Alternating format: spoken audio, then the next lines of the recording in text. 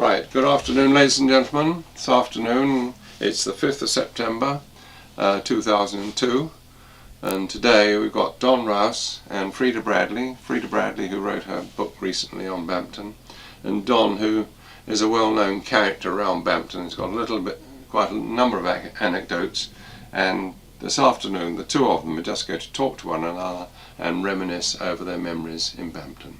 Don, Freda. Lovely. Well, I'm not a Bamptonian by birth at all. I come from the West Country, whereas Freda, of course, was actually born and bred in Bampton. But Freda's a little bit older than me, not a lot, because No.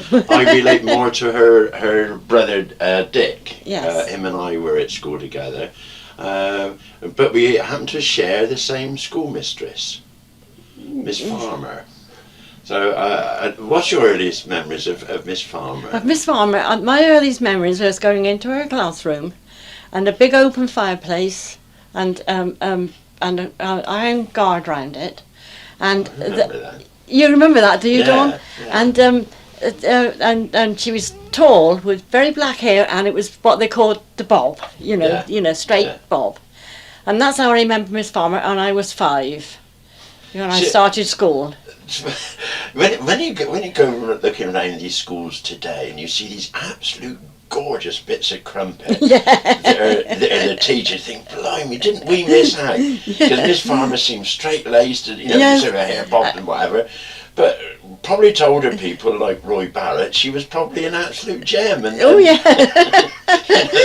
But she's still quite tall, even to this day, and she's now 95.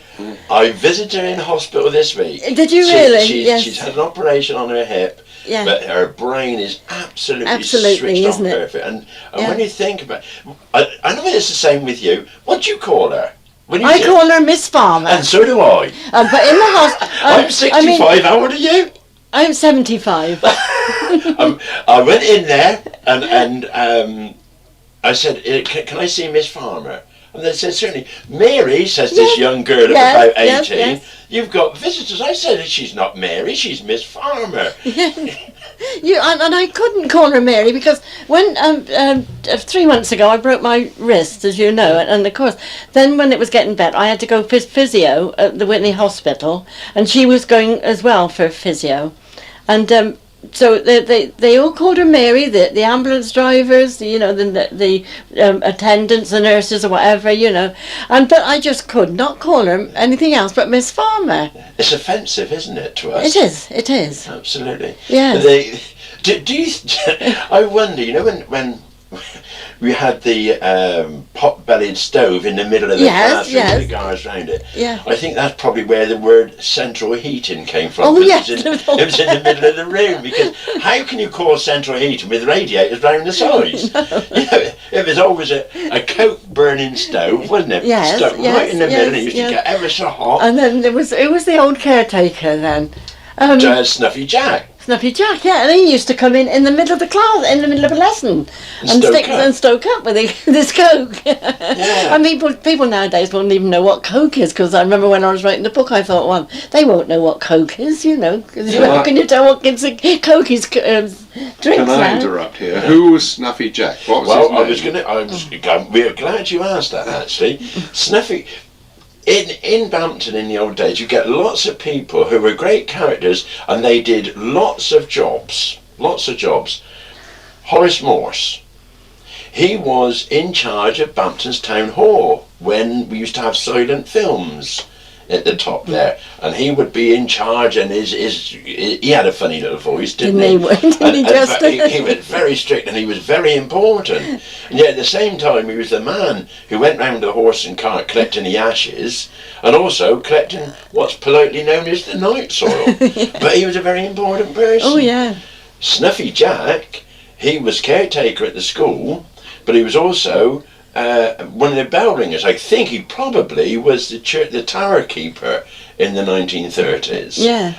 Because Jack Joyce. I think he was. Jack Joyce took over from Snuffy Jack. Yes. And so Snuffy would ring the curfew, because Bampton had a curfew in those up to the 1960s. The bed bell. The bed bell at 8 o'clock at night. That bell would be rung, and if you were living up New Road, the kids would come out of the woodwork and go on the way home. Total control just by the sound of the tolling of the bell. Oh, didn't it toll? Yeah, that's right. What was his surname? That's nothing. Tanner. One of the Tanners. One of the Tanners. Right. But you know, lots of people went with their nicknames. They were given nicknames. That's right. You know, appropriate to what they did or something. Because my father's nickname was Thursday, and it went down to my brother, my eldest brother. It went down. What, to yeah, to Thursday. But you know what that was? That was because my dad couldn't say Thursday. He could just say Thursday. So yeah, in the Thursday Bampton. Daniels then? So it was Thursday Daniels, yeah. or dark, he was called dark because he was a very dark skinned man, very dark hair and very dark skin. I remember him. Yeah. Well, but yeah. Talking about the bell tolling at 8 o'clock, somebody had told me on one occasion they went round, the children used to go round with him and see the bell and hear the bell ring. Were you one of those children? I was a bell ringer from the age of about 10 or 11, because Father was then the captain of the bell ringers, and he had all of our family ringing the church bells. Terry still does, didn't he? I can't remember whether Sister Valerie did, but Dad certainly had us all going up the belfry and ringing the church bells. But Jack Joyce took on from Snuffy Jack the responsibility of doing the curfew bell at 8 o'clock, the bedtime bell. And a person who used to go up with him a lot, like you were saying, Roy, was Barry Taylor. Mm. And so Barry Taylor became bell ringer because Graham Taylor was a bell ringer, his elder brother, who Dad taught Graham, Dad taught Barry. And so Barry would accompany Jack Joyce, and on many occasions if Jack couldn't do it, if Jack was bored or so, then Barry Taylor would do it. It's bell number 5. Yeah. That's the one it was always used. Yeah. He was more worn out than any of them. And then you see there was a big man, Bill White. He did it for a long time. Yeah. Can I tell you something? Yeah. I've lived to be 75 and I have never been up the belfry. Well, I never really. I have never been up the belfry. Well, that's got to be arranged, Freda. I would like to go, Don. Yes, I would. Because me and your Dick, in the days of Kelway, when Kelway was the vicar, we had to clear out all the birds, the pigeons, brought in loads and loads of twigs. There was hundredweights of it. And Dick and I, Dad employed us both, of course. Yeah, I think I remember you doing that. We had to go up there and bag all this stuff up and put it up from down underneath the bells, put it up on the top of the rafters, carry it down, drop it down one flight into the clock chamber, because you've got the church underneath, and then as you go up the steep, I think it's like 37 steps or so, is the first chamber, which is the bell ringing chamber where the ropes are. Then you go up another flight of steps, is the clock chamber where the chimes and the clock is, and you hear the old clock ticking away. I would imagine it's still, I know it's electrically wound. But in that particular chamber is some little lattice doors that open, and you can go out onto the roof on the south side. So we would go up the next step, which is where the bells are actually hung, bag up all the stuff, take it up and down, chuck it down first into the clock chamber, out onto the roof, and then sling it down onto the floor, onto the ground. From then on, we got tractor and trailer, and all the way in Britain. And after that, Dick and I your brother had to get some very fine wire mesh and staple up all the lattice work to stop the pigeons going in and doing it again. And that's got to have been 50 years ago. It must be, yeah. Must be, yeah. I remember bags and bags of it. I remember when they were doing the repairs to the towers a few years ago. There was a chap up there not doing it from the inside, but going through the slats. Yeah. And he was chucking out handsful of sticks and all sorts of things. A great big pile. Bags and bags. Unbelievable. Yeah. Dick and I learnt the hard way. We were working up, then 12:30 was our so-say knocking off time. And we were working away up there. I think we'd gone up there about 11 or so. We were really engrossed in our work. And we're down underneath number 8 bell, which is the one that strikes the tenor bell, which is the one that strikes the hour. Bang! And we were underneath them. Within about 1 second flat, we was up and down the ladder before it went bang again to strike midday. Unbelievable. But your dad was a great churchman, wasn't he? Oh, absolutely. Absolutely, a great churchman. But and I always remember, because when Dick left school, employment with Dad was you went to church. Yeah, that's right. Yeah. Feudal times. Well, my brother Dick, you know, he when he started work, he went to work for Mr. Rouse, and he always had to be around on a Saturday to get his wages, because if he didn't pay out on Saturday, he wouldn't pay on a Sunday. Absolutely. He would not pay the wages on a Sunday, would he? Yeah. He would not pay out on a Sunday. He wouldn't have any. He would have no business dealings at all on a Sunday. He would not talk business on a Sunday. He certainly wouldn't. You see, Bampton in those days, a chap by the name of Len Hughes operated some coaches, and Farringdon Cinema opened on a Sunday, which was absolutely disgusting to my father. And they had pictures. So Len Hughes would take busload of all the young kids and that to Farringdon, pictures on a Sunday, and we were absolutely banned. I don't know way. But if Dick went to it, and Dick wasn't really turned on at his work on Monday morning, he said, that's what comes of going to pictures of a Sunday night. You shouldn't do it. Yeah. But why can ever? Dad was a contradiction, really, because he banned us, etc. Yet when televisions came out in about sort of 1950s, you know, with the first few televisions around, he would watch that, you know, and the Tiller girls doing their dancing, you know, disgusting, never ought to be allowed, he said. No, disgusting. He couldn't get his eyes off him.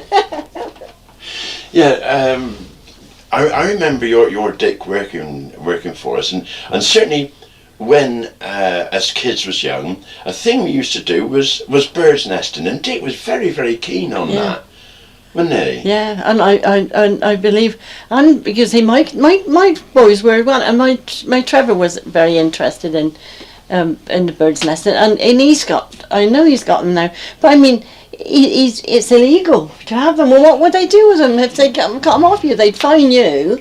Yeah, but, I mean, but you can't go and say, "Well, I've got birds' eggs." That's right. Last night on television, somebody. I mean, I don't know how he came by them, because I know that when we were kids, you would go around bird's nesting, and you would only take one. You'd only take one egg, and you'd take it home, and you would blow the egg, pinprick either end, and blow the egg, and you put it in cotton wool, and you would list it, etc., etc., etc. And all the young kids did it, and there was no depletion of sparrow numbers or swallow numbers, anything like that. Oh no. But I do accept that some people now set traps to bait birds and all that sort of thing, and that is wrong. But trust is part of nature, Freda. We used to look for them, and then used to where you'd go up to the nest, you'd see where there's a nest there, because everybody's been into it, sort of thing, and feeling, and they'd say, and then we used to say, oh, they shit and flown. Or the skinnies, you know. And the skinnies, yeah. Well, I had to, when I was writing my book, I put in there, and somebody was editing it for me, and they had to ask me what skinnies were. So if you read my book, you'll see I've put skinnies, but I've put the young birds, you know. Yes.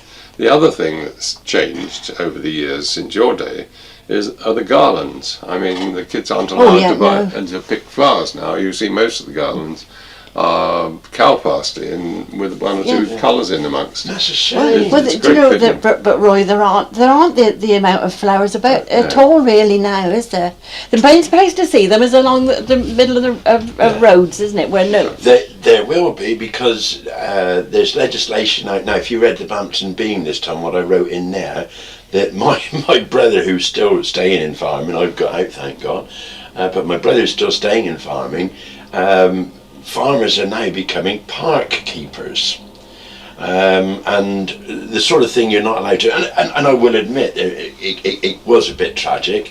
Intensive farming, you would get 3 crops of grass out of one field in a year with no trouble at all. But if you go back to when you and I were kids, you'd be lucky to get 2 crops. So the mower would go out in June possibly, by which time all the partridges would have had their babies and the babies would be running with them. But modern agriculture, when it was intensified, you started mowing by May the 10th. And all the eggs and that were just being laid. So this mower going along 8, 9, 10 miles an hour, cutting 3 yards wide in one stroke, did a lot of damage.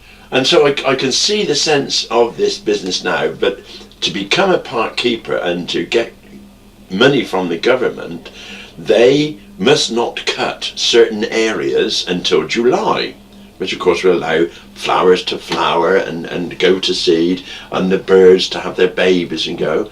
And now my brother to plant new grass, which would only cost him about £65 a hectare to plant new grass, he has to buy wildflower seeds costing 300 and something pounds a hectare to plant. And these are the flowers that you and I as kids would have pulled up, and the farmer would have loved you to have pulled them up. Well, for years now, Don, you've never seen a hayfield, have you? No.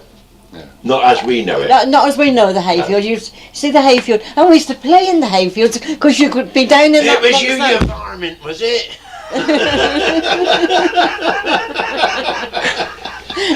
Yeah, but that's true, though, isn't it? You know, you'd see this hayfield, and you'd get to the middle of the field as you could. You know, you've got yours. Well, that's right. And the hay would be cut, and the farmer would take his time turning and tutting it. Yeah. And I remember where the school is now, when we had those fields, the weather was a bit worried about it was going to rain, sort of thing, a bit worried about it, and we would make it into what they call summer cocks.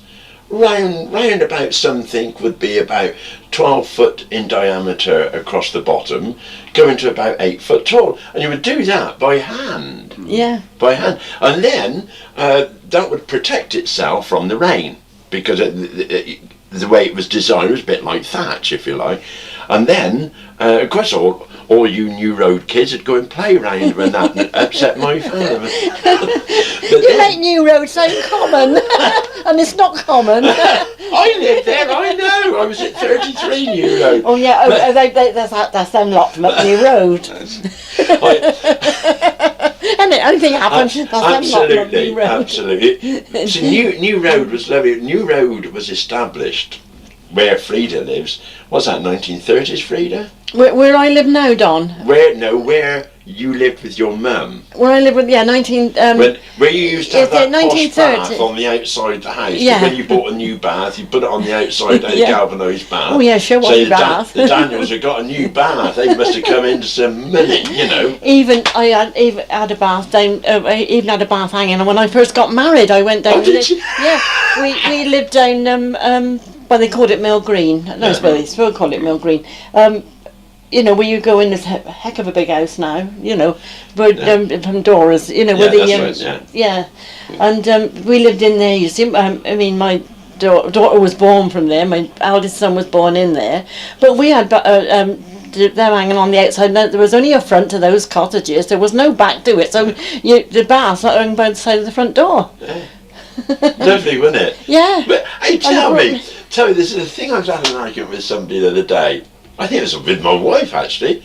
When was your bath night? Ours was Saturday night. When was yours? Yeah, ours was usually Saturday night. Well, that's what I thought. She must be posh. Well, she's from Whitney. Oh, did she have it on a Friday She's night? from Whitney, so she used to have baths on a Sunday. Oh, did she? I always had them on a Saturday. Yeah. Three of us kids in a bath together. I remember. Terry, Donald and Valerie. Yeah, remember when I was beginning to grow up a little bit, because we had the whole scullery, we used to call it the scullery. Well, it was the scullery with the copper, the stone copper, and the water was hotted in that, you see, with the fire underneath. I mean, it was nice and warm to have a bath, wasn't it, Don? Yeah, oh yeah. Because you'd have the fire. Straight from the copper, yeah. Straight from the copper, you see, with this tin bath, you see.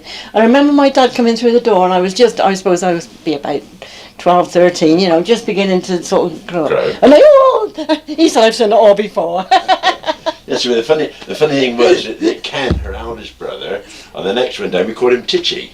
Yeah, Jim. Titchy, He was called Titchy Daniels. Titchy, yeah. Or Titchy or the little one? I remember Titchy and Ken were talking about their sister growing up and when would she have some boobs? And Titchy said to Ken, I wonder which one would come first. Oh dear. But all the way up New Road. Anyway, as I was saying, what we now call Bushy Road was New Road still. But still, yeah. And then farther on from Freda, if you go down Bushy Road, then it was New Inn Lane. Yeah, Dumpfield. Dumpfield off and then New Inn Lane. Did you read the Beam that letter from Jack Morton in there? I did read the Beam, and I'm answering that, and I might tell you a story of how I've answered that in a moment. But yeah, so you had this established part of New Road. So when was that, Freda? When was your house built? Those houses were built in 1930, Don. Right. I was 3. We went up there, and I was born in 1927. Right. Yeah, so 1930 then. Yeah. And so that went up what is now called Bushy Road, but we knew it as New Road, and it was all on that side of the road, all the houses, they went along, and then up to where the Batses and that lived. Were they added later? They were added later, yeah. The first houses were those those 12, yeah. And it started, number 1 was in New Road. Which was Barbara Green's. Yeah, Harry that's Green's. right, Harry Green's, yeah. Yeah. And then they came round, and we were number 11, we were. That's right. Well, then after that, I was that before. Yeah, that was before the war. The next stop where the Batses and where Bill Daniels lived. That was another batch. And that went down round Fox Close. Yeah, Fox Close was being built during the war. But it was still New Road, wasn't it? They called it New Road. Yeah. It wasn't given Fox Close the name of Fox Close. No, it's still New Road. Yeah, but that was during the war. It was just as the war was starting. That came there, and those two, what they called the big house. There was a 4-bedroomed house, and it stood on the crossways, didn't like that. Wheelers and Mrs. Yeah, that's right. Yeah. Lived, Well, the soldiers had that signals. That's right. And then that chappie that writes in the Beam, the American soldier, he said he was in there when they first came to Bampton or something. That's right. Right. He was there. But, he, then that's how the signals came about before they were there, before they went down to... the signal camp. Signal camp. Oh. So that was 1939, because the signal camp was from 1939 to... That's right. But the actual camp wasn't up and running to 1942, I think. It was just before we got there. And yet it was still a dirt track supplying it. Yeah. Because it was the Yanks that built it, all the underground cables and that were laid from the different areas was all done by American labour. But that was after America came into the war, obviously. I remember seeing the Americans being there in 1943 when we came there. Yeah. But it was still a dirt track. So that's the connection with this Dick. What is his name? Can't think now. This American chap. Yeah. And then also I'll tell you something else he talks about in there, because he wrote me a long letter and he told me all these things in the letter, because he'd had my book and what have you. But he talks about Bessie. And in his last thing I read it, and it said about Bessie being a shy girl. Well, Bessie Brooks. No, this was Bessie.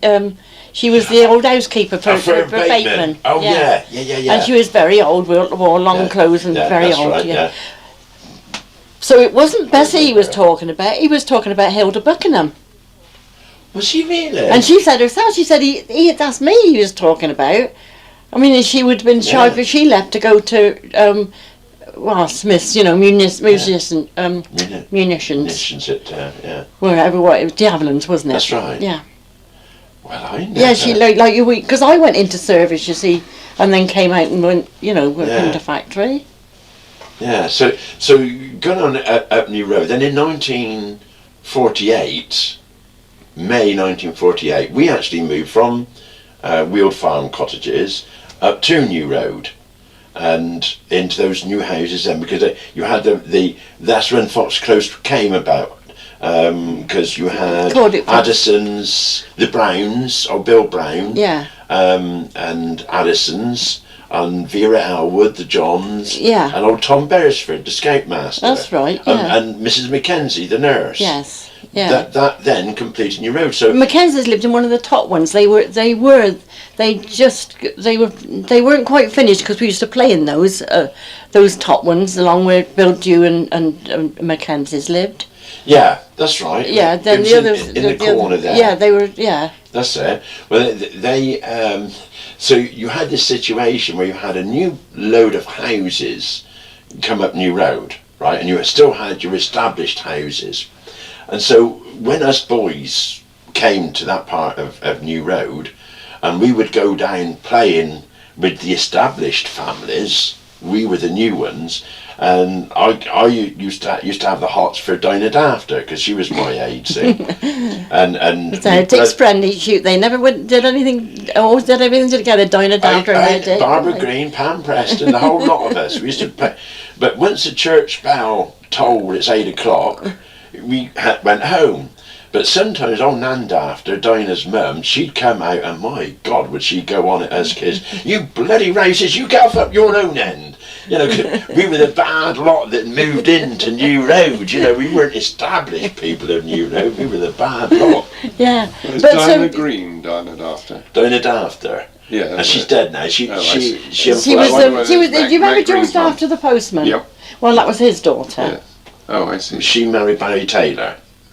Yeah. And because Barry Taylor lived up New Road as well, so he was at our end. He was another one. You Yeah. see. It was a breeding ground. In it. No, what it was. That's where the Vandals were. Well, you see, it's where the slums, at New Road, a lot of the slums came, we used to call them, the slums. Thank you, darling. I love you too. Well, you went down to the I slums, never- you left I New Road. left the slums and went up New Road. Well, it was up market for me. I mean, a lot of those kids down Weald, they hadn't got shoes to go to school in. Well, I hadn't. But I'll tell you, one of the beauties of about the era that we're talking about is the safety of which kids could play in.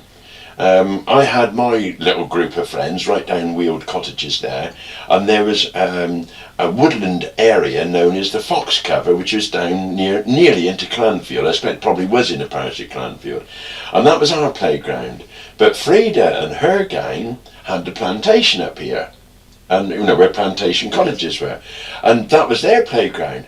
But us kids would go out in the morning, and our mums would give us some sandwiches or whatever, or you'd just have an apple. Yeah. And off you go, and you go there all day. You wouldn't think of Boys and girls playing together, building cabins, and dams, bird nesting, building dams. Yeah. There were snakes, the grass snakes Oh, up yes, Fox Cover in the stream. Yeah. And we'd have a whale of a time. Totally, it wasn't the parents. Well, I suppose the parents wanted us out of from underneath their feet. Yeah. But total confidence that no harm would. I mean, we'd fall out of a tree, and we'd. I remember your Dick sticking a blinking stick right in his leg once. Yeah. We would have those sort of accidents, and it made us aware of dangers. But we were allowed to grow up. We were allowed to mix. Yes. Totally different world. No, it's 999 and they're on their way to them. That's right. But the kids don't get. You see, my own personal feeling is that kids, the parents are so frightened of the children. They take them to school in a car, so the children do not get chance to feel what they can do, to feel confident in the outside world. They're not getting streetwise because they're taken from A to B in a car. Yeah. Yet when we was kids, right down Weald, I mean, you're probably talking Yeah. 1.5, 2 mile walk. Yeah. And we would do it. And you'd learn on the way.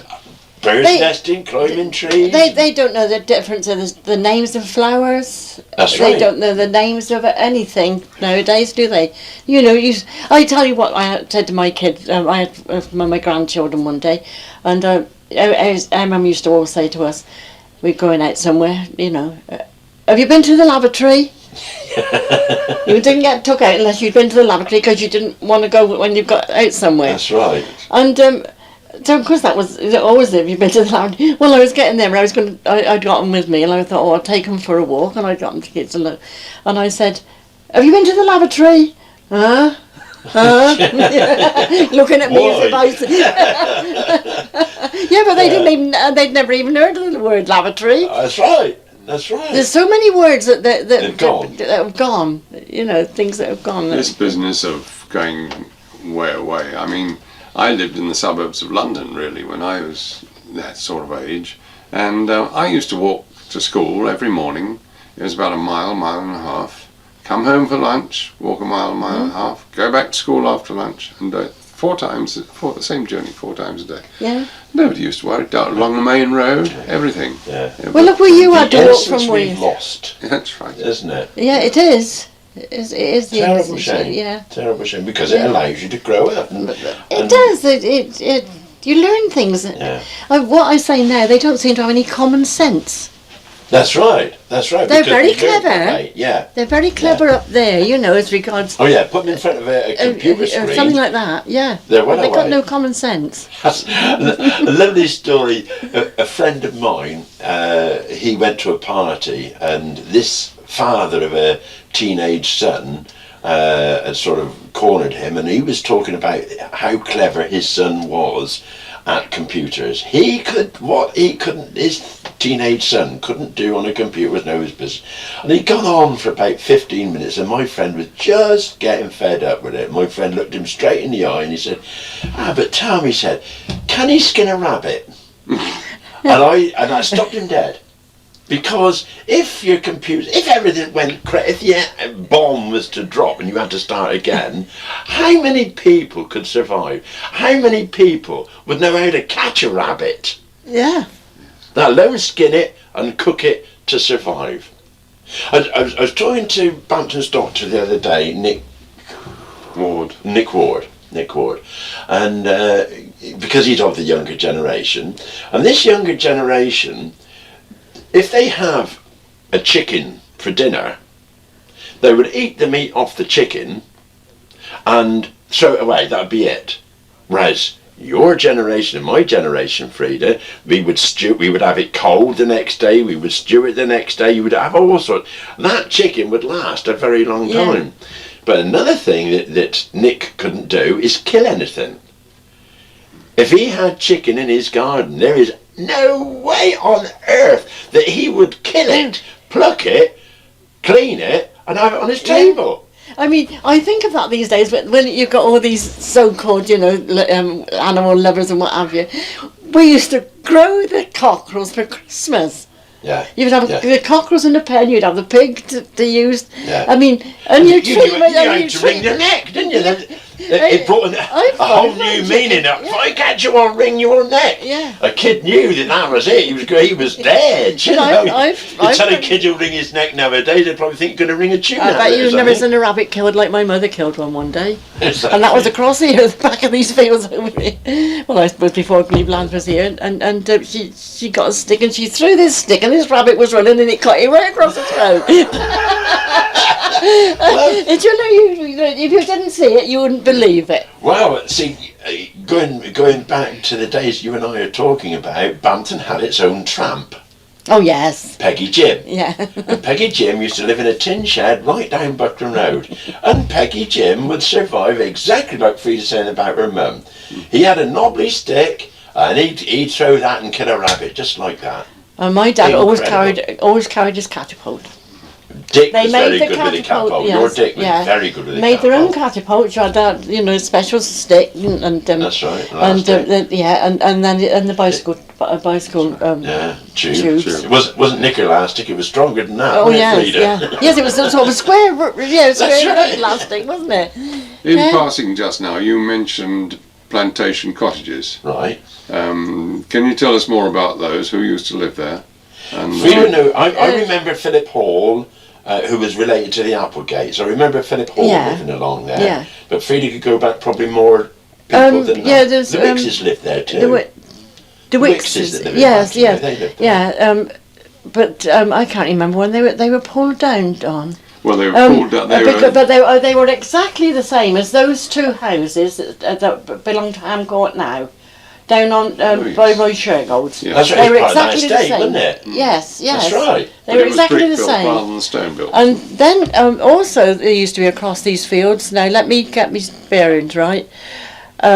You go across from the back of the wood yard. Oh, the wood yard. Yeah, and over there, and then up towards the aerodrome to the railway lines used to come along like that, And there's, well, what is the farm up there? Lower Haddon. Lower Haddon. There used to be a chapel over there. Did there really? Yes, there used to be a chapel over there.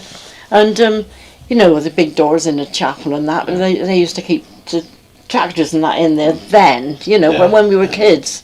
Or farm implements, like, you know. But they kept them in there then, and we used to play in there. And the Yanks, apparently, because they came down with these bomb things, didn't all the way Yeah, down that's there. right. You know where the bomb things are, then it was there, yeah, somewhere Bampton, that. Yeah. But between Plantation and you know, yeah. that way.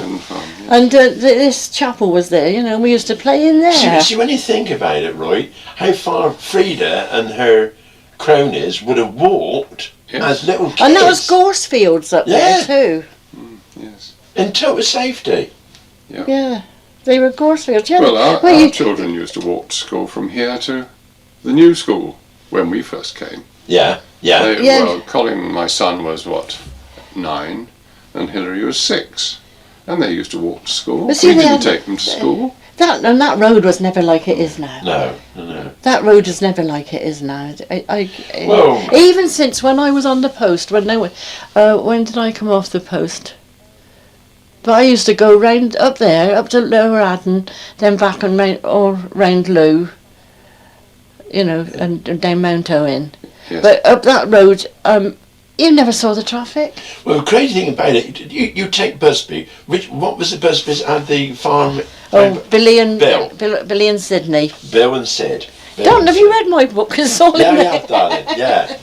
I pulled Frida's leg because even though she was a post lady, she never in her book mentioned Cleveland. No, I didn't. Never mentioned. No, Never didn't mentioned mention Cleveland. at Do all. you know? As far as Honestly, she's concerned, it sitting didn't back exist. now, I used to think, what can I write about? You know, what can I now? Try and think, and you couldn't think. And I've thought of so many things that would be of interest now. Yeah. I mean, even to the, like I said to you the other day, the milestone. Yeah. You know, up by the buildings. Of buildings. Yeah, but 72 miles to London, and you know. Oh, it was one that Yeah. sort of Yeah, London, stone wasn't it was, Oh, I see. and something crashed into it and I think broke these it off. modern hedges, I think. Yeah, it broke it off, clogged didn't it, they? well, Yes, that's right, yeah. That's right.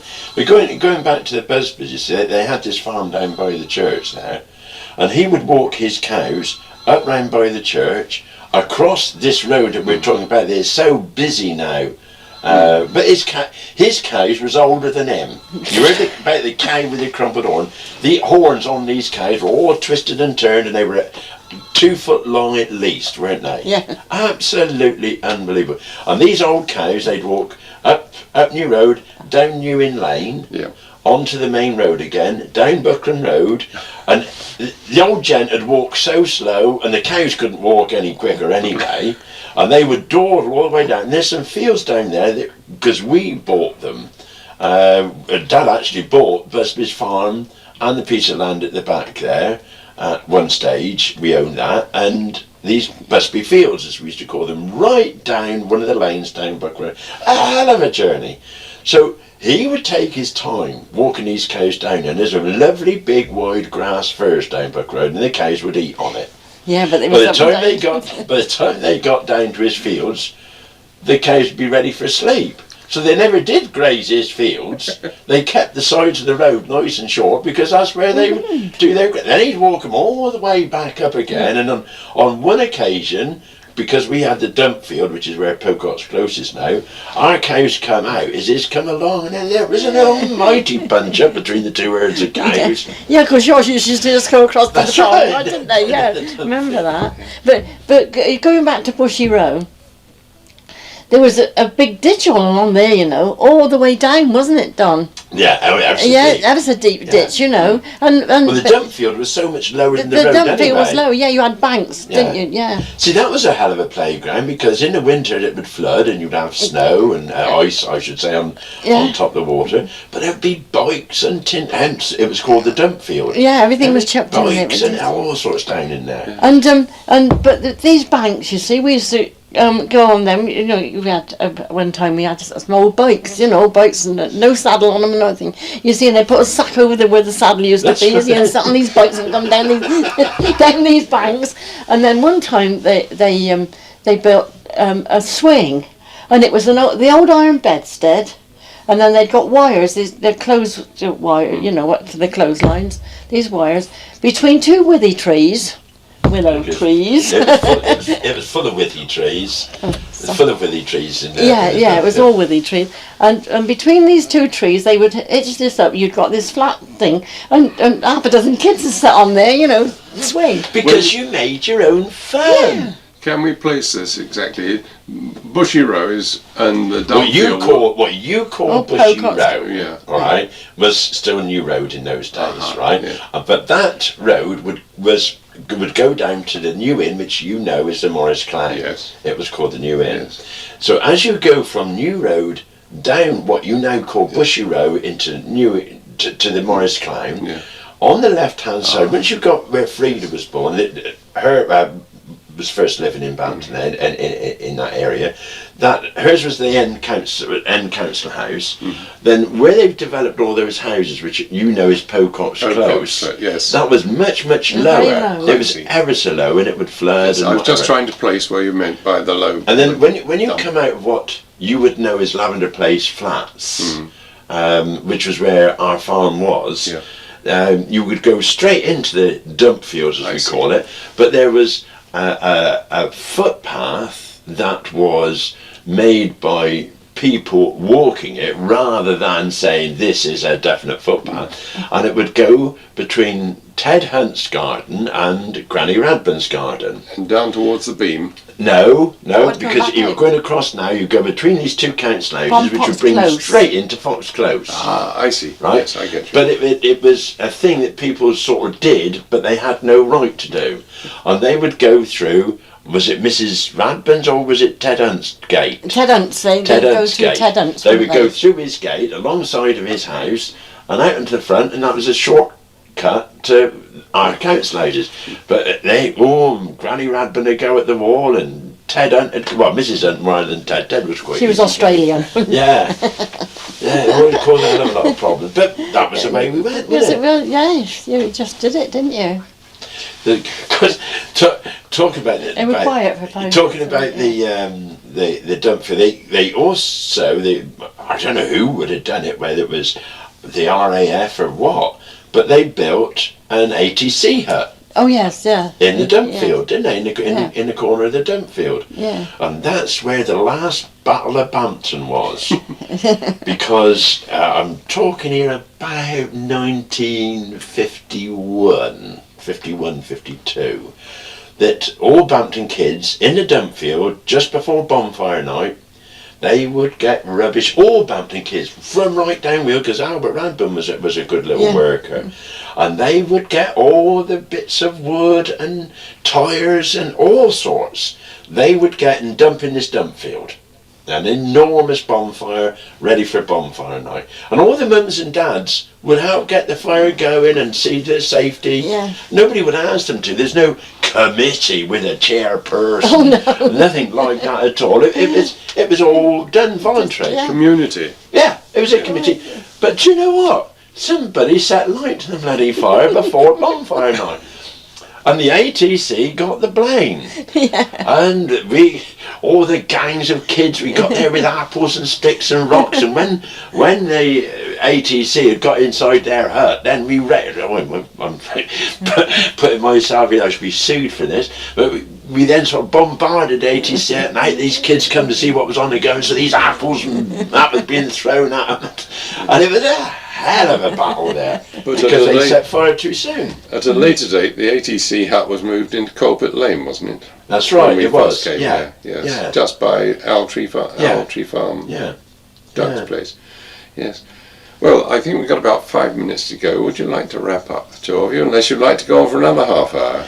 Well, Freda did say just now, I'll try and do it very quickly, Freda did say just now about Jack Morton writing in the Beam, and he writes about my father. Sometimes he remembered my father, but he didn't remember us, and he remembered that my father would either appear from New Inn Lane, or he would appear from Lavender Square on his bike with his old milk can rattling on the bike. Well, there's an answer to why Dad would appear from different directions, and that was because Dad never ever had proper lights on his bike. He had an old home guard knapsack, and in the knapsack he put an electric fencer battery from off the farm, 2 wires to an old car headlamp which he'd hold in one hand. Well, that was ideal for finding the cows first thing in the morning. He'd pan around and of course this, but it was totally illegal. But do you remember we had a policeman during the war known as Hutchins? Yes, whispering grass. Whispering in the grass because he had a little squeaky voice, didn't he? Well, he was strict and we were frightened of him. Yeah. But when Richard, but he was a wartime policeman. He was only about 5'1". Yeah, he wasn't he? He was only a tall. little man. Then Richard's come along. And Richard's first night on duty, he booked 50 people in Bampton for inappropriate lights. And I think it was 47 the next night he booked. So my dad was absolutely scared of him. And so he would take different ways to see that he didn't get caught. But basically, he got caught once. Yeah. And the copper said, "Hey," he said, "stop." My dad said, "I can't stop, I'm 10 minutes late already." It was 4:10 in the morning. And he followed Dad all the way round into Dad's farm. And when they got there, he said to Dad, he said, to be quite honest, Fred, he said, "Have you got any chicken corn for my chicken?" And Dad said, "Of course, yeah, I can get you some." So it wasn't bribery and corruption. It was a matter of he wanted corn, Dad wanted to carry on his milk and not have to go to court for no lights. And the two things were satisfying. Yeah. Wonderful. That's just right to the end. Thank you both very much indeed. Our pleasure. Wonderful. That's a 3/4 of an hour, which I've thoroughly enjoyed. Thank you very Come much. again.